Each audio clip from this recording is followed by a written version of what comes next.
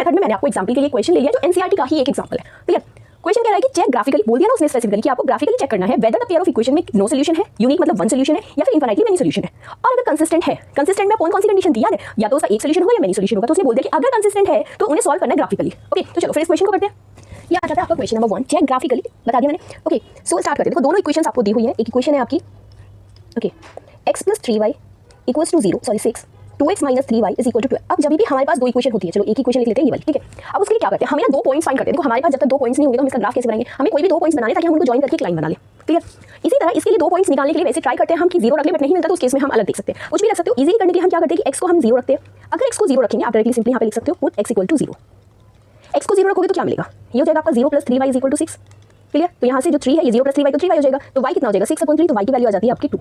तो एक कोऑर्डिनेट आपका क्या आ गया कि जब आपने x को 0 रखा तो y आपको मिल जाता है 2। ओके, इसका आप यहाँ पे बना सकते हो इस तरह से। और अगर यहाँ पे आप y को 0 पुट करोगे, ठीक है, एक बार y को पुट कर लेते हैं, एक बार x को। y को अगर 0 रखें तो 3 × 0 0 हो जाएगा ना, x + 0 = 6। तो x की वैल्यू कितनी आ गई आपकी 6 आ गई। इसके लिए एक छोटा सा देखो टेबल बना लेते हैं। आप यहाँ पे इस तरह से टेबल बना सकते हो। उसमें क्या करेंगे, सबसे पहले ये वैल्यू आपकी x की, ये y की। लाइक हमने जब x को 0 रखा, x को 0 रखा था ना, तो y की क्या वैल्यू मिली 2 मिली। अब जब हमने y को 0 रखा तो x की क्या वैल्यू मिली 6 मिली। इसी तरह से दूसरी इक्वेशन ले लीजिए। दूसरी क्या है आपकी 2x - 3y = 12। तो सबसे पहले क्या करेंगे, इसमें आप x = 0 पुट करेंगे। x = 0 रखेंगे तो 2 × 0 0 हो जाएगा, बचेगा आपका 0 - 3y = 12। यहाँ से मिल जाएगा -3y = 12। अब 3 से अगर आप इसको डिवाइड करोगे तो कितना आएगा 4 आएगा, साथ में माइनस साइन भी है तो -4 आ गया। चलिए कोई बात नहीं। इसी तरह से एक बार y को 0 रख लीजिए। y को अगर 0 रखोगे तब क्या मिलेगा, देखो y को अगर 0 रखना है तो 2x - 0 हो जाएगा = 12। यहाँ से 2x 12 हो जाएगा, और अगर 2 से डिवाइड करोगे तो x की वैल्यू कितनी आ गई 6। इसका मतलब जब x की वैल्यू 0 पुट करी, इसका एक और टेबल बना लीजिए, दूसरी वाली इक्वेशन के लिए हो गया। ठीक है, क्या आ जाएगा, ये x की वैल्यू, ये y। जब x की वैल्यू 0 रखी तो y की वैल्यू आई हमारे पास -4। जब हमने y की वैल्यू को 0 रखा, ये y की वैल्यू से, तो x की वैल्यू आई आपकी 6। ये आपके आगे दो पॉइंट्स फाइंड करने हैं। इस वाले पॉइंट को आप क्या बोल सकते हो, पॉइंट a। तो x क्या है आपका, कैसे लिखते थे, पॉइंट 0,2, ये x कोऑर्डिनेट, ये y कोऑर्डिनेट। इसको मान लीजिए पॉइंट b, कितना आ गया 6,0। क्लियर? बहुत इजी जैसे स्टेप्स है। इसी तरह इसका एक पॉइंट मान लीजिए c, तो x कोऑर्डिनेट क्या है 0 और y क्या है आपका -4। यहाँ पे आ जाइए, d पॉइंट मान लीजिए, x कोऑर्डिनेट आपका c है और d क्या है आपका 0। अब हमें करना है ग्राफ ड्रॉ। देखो ये थोड़ा सा देख लो, a कितना है 0,2, ये है आपका ग्राफ। यहाँ पे 0,2, 0 मतलब x 0 है और y 2 है, तो ये वाला पॉइंट कौन सा आ जाएगा आपका a। क्लियर? साथ में b पॉइंट कौन सा है आपका 6,0।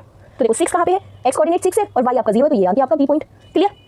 अब इन दोनों पॉइंट्स को अगर हम मिला दें a और b को, तो आपकी क्या बन जाएगी, ये आ जाएगी आपका ग्राफ आ गया फर्स्ट लाइन का। एक लाइन ही तो आनी थी ना हमारी, तो ये आ गया हमारा फर्स्ट लाइन का ग्राफ। आप इसको एक्सटेंड भी कर सकते हो अपने उससे, बट मेन थिंग इज कि आपने क्या ज्वाइन करना है, आपने ये ज्वाइन कर देना है, ठीक कैसे भी।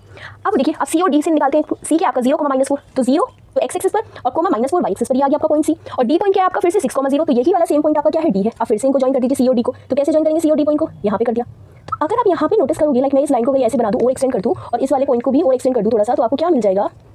ओके 1 सेकंड, ठीक है, इस वाले को भी अगर आप एक्सटेंड कर दो, डी पॉइंट से ज्वाइन करने, तो आपने देखा कि ये जो दोनों लाइंस है ना वो इस पॉइंट पर इंटरसेक्ट कर रही है। कैसी लाइंस आ गई, इंटरसेक्टिंग लाइंस आ गई। क्लियर? तो अभी तक जो हमें पूछ रहा था क्वेश्चन में कि कैसा सॉल्यूशन है, नो सॉल्यूशन, यूनिक, इनफाइनाइट। अब बताओ मुझे कि अगर इंटरसेक्टिंग लाइंस आ गई तो कैसा सॉल्यूशन होगा, एक्जेक्टली 1, और 1 का मतलब यूनिक सॉल्यूशन। तो यहाँ से हमारा आ जाएगा यूनिक सॉल्यूशन। अब यूनिक सॉल्यूशन का मतलब क्या है, अब उसने बोला ना